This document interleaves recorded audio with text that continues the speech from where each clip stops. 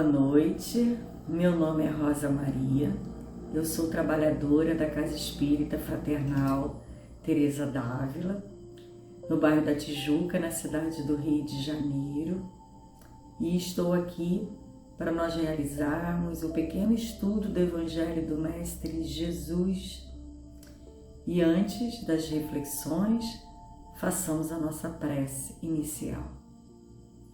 Amado Mestre Jesus, benfeitores espirituais de nossa casa, Ubirajara, Rafael, Francisco de Assis, nossa patronesse Teresa d'Ávila, estamos aqui reunidos em Teu nome para a realização do estudo do Evangelho, que possamos ser envolvidos nessas vibrações de amor, de entendimento, para que encontremos bases seguras para as nossas escolhas, para a nossa caminhada evolutiva. Que as bênçãos amorosas de Jesus e dos nossos benfeitores envolvam a todos nós. Graças a Deus. Bom, nós estamos estudando o capítulo 15, Fora da Caridade não há salvação, e me coube refletir com vocês hoje o item 9, que são considerações trazidas por Kardec. Kardec começa dizendo assim: fora da verdade não há salvação, seria equivalente a fora da igreja não há salvação. Então, antes de terminar de ler esta frase, ele já vem dizendo para nós que, da mesma forma que fora da igreja não há salvação, é uma expressão que exclui, aqueles que não professam a crença católica da salvação, fora da verdade também tem o mesmo peso.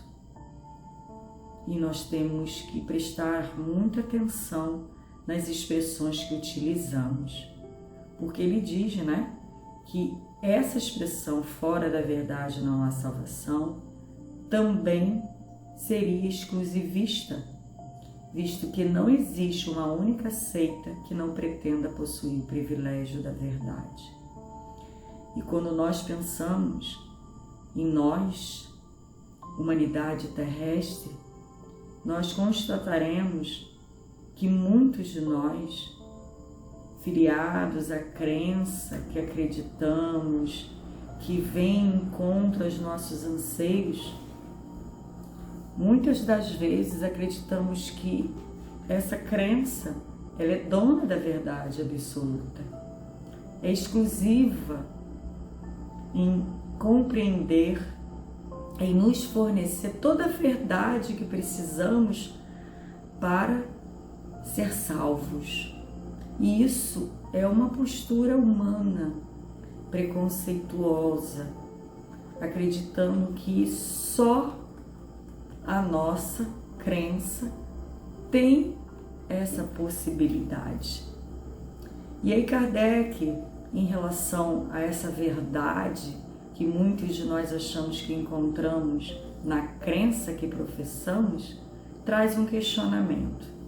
Ele pergunta para nós assim: qual homem pode envaidecer-se de possuí-la inteiramente, e aí que ele está falando da verdade, enquanto os conhecimentos vão crescendo sem cessar à sua volta e as ideias se modificam a cada dia?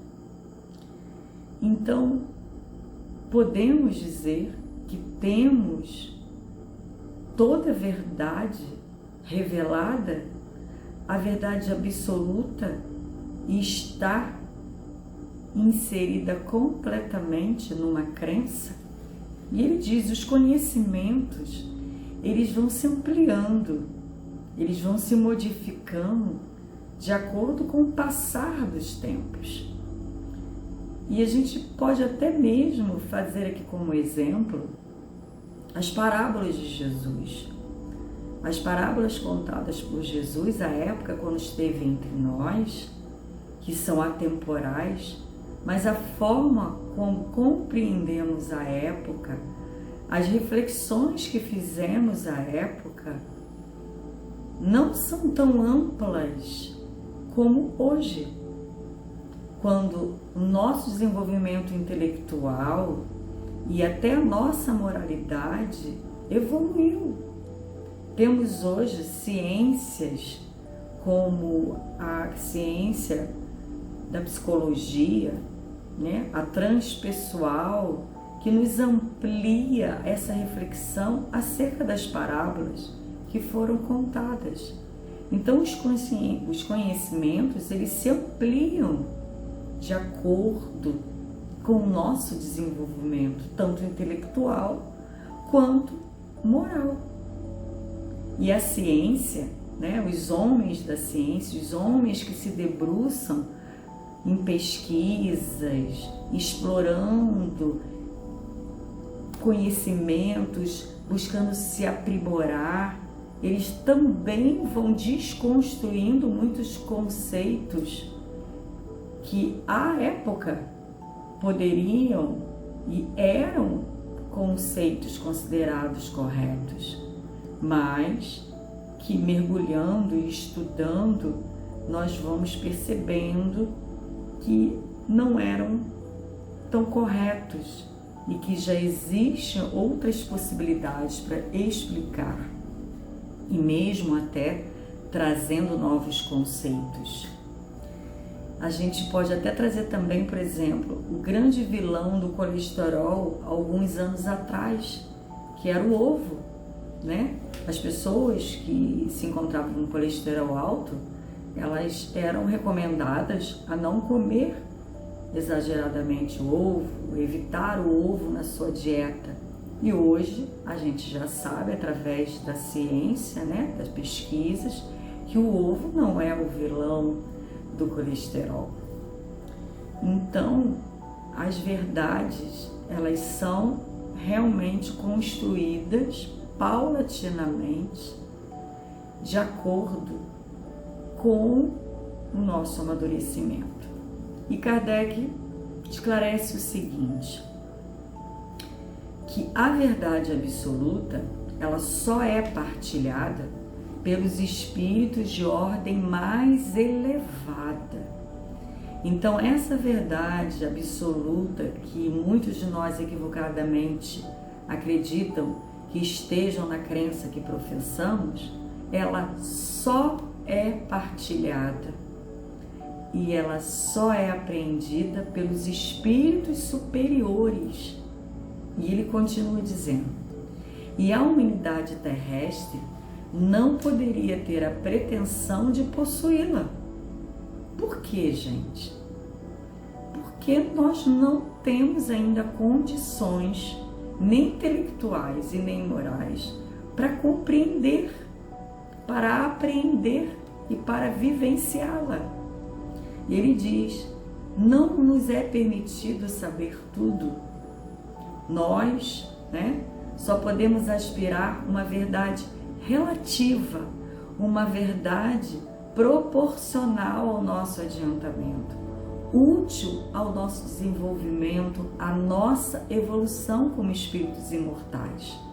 Não nos esqueçamos, somos espíritos perfectíveis, mas ainda imperfeitos.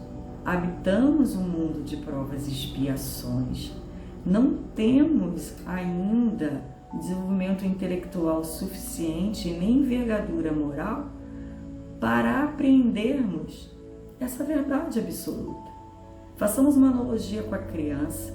A criança na primeira infância, se nós oferecermos a elas conceitos como trigonometria, regra de 3, tabela periódica, elas não compreenderão, não apreenderão, não saberão dar utilidade a isso ao seu desenvolvimento, porque não é útil, não é necessário. Mas são conhecimentos que lá na frente ela irá adquirir. Naquele momento, Os conceitos que ela precisa, o conhecimento, são outros. E é assim que Deus age conosco, né? Ele nos revela, Ele nos permite descobrir conhecimentos que são coerentes e necessários ao nosso desenvolvimento.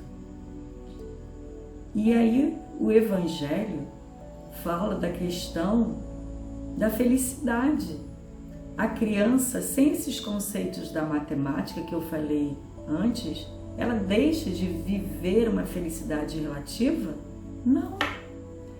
Então nós também podemos construir a nossa felicidade futura e aqui agora, a nossa felicidade relativa à nossa condição, ao mundo que habitamos. E como podemos fazer isso? E o Evangelho nos fala que se Deus fizesse da posse da verdade absoluta a condição expressa para a felicidade futura, isso seria um decreto de exclusão. Então não é a aquisição da verdade absoluta que nos fará construir a nossa felicidade futura. Kardec nos diz, enquanto a caridade, mesmo na sua acepção mais abrangente, pode ser praticada por todos. Essa caridade é o nosso norte para construirmos a nossa felicidade futura e a que nós podemos vivenciar hoje, aqui e agora. E todos nós podemos praticá-las. O Espiritismo, ele amplia esse nosso conhecimento, trazendo para nós que todos nós podemos ser salvos, independente da crença, da etnia, da condição social. Todos, porque a caridade é algo que podemos e devemos praticar na nossa rotina diária, nas nossas relações interpessoais e intrapessoais. E Teresa d'Ávila, no livro Caminho da Perfeição, diz que Jesus nos convida a caminhar com Ele todos os dias, em todos os momentos. Porque Jesus, Ele é exatamente a verdade personificada. O Verbo que se fez carne e habitou entre nós. Nós precisamos estudar a vida de Jesus muito, nos aprofundarmos, porque Jesus viveu as leis divinas. Jesus viveu a caridade na sua mais ampla expressão. Por isso ele nos disse, eu sou o caminho, a verdade e a vida. E ninguém chegará ao Pai se não passar por mim. E esse passar por Jesus é caminhar com Jesus, com o que Ele nos ensinou, que foi a caridade. Teresa diz, né, que Ele é a água viva, que é a água que vai saciar realmente a nossa sede. Ele é a fonte que nos ensina a chegarmos à nossa destinação e que não faltará essa água para ninguém que ficar no caminho. Por quê? Porque esse convite de Jesus se renova todos os dias em nossa caminhada. E todos nós que nos esforçarmos em praticar a caridade com toda a nossa vontade, graças receberemos. E que graça é essa? É essa felicidade relativa que conseguimos sentir em nossos corações, vivendo aqui e agora. E Kardec, ele termina dizendo assim, o Espiritismo, de acordo com o Evangelho, admite que qualquer um pode ser salvo, qualquer que seja a nossa crença, desde que observemos a lei de Deus, nos esforcemos em cumprir a lei de Deus, tendo a caridade como nosso norte. E por isso, o Espiritismo não afirma em momento nenhum que fora do Espiritismo não há salvação. E como também ainda não pretende ensinar a toda a verdade, porque não estamos em condições intelectuais nem morais de adquiri-las, também não diz que fora da verdade não há salvação, e sim que fora da caridade não há salvação.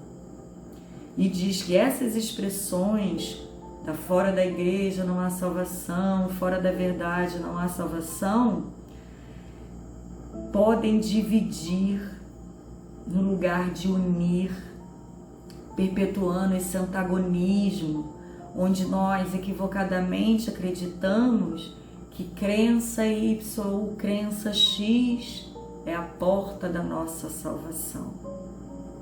Então, meus irmãos, aqueles de nós que ainda equivocadamente acreditam que só aqueles que estão no Espiritismo, serão possuidores da verdade, e que a doutrina tem a pretensão de ensinar toda a verdade de uma vez só, desconstruam esses conceitos de suas mentes.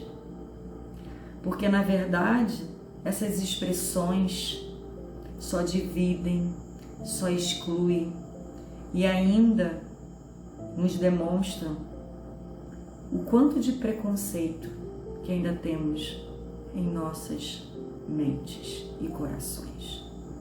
Então, que Jesus seja sempre o nosso guia e modelo, e que nunca esqueçamos que a caridade e o amor é o nosso lema para que possamos evoluir.